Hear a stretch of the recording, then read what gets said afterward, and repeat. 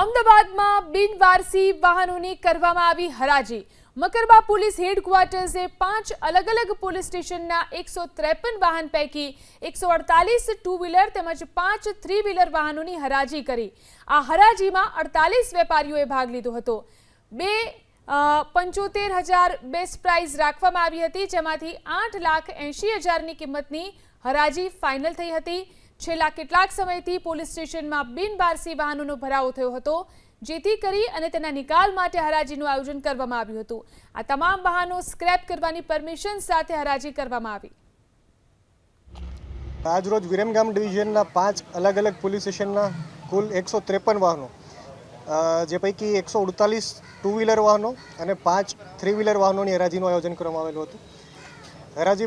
હરાજીમાં 48 વેપારીઓ દ્વારા ભાગ લેવામાં આવેલો હતો અને જેની બેઝ પ્રાઇસ છે 2,75,000 રાખવામાં આવી હતી।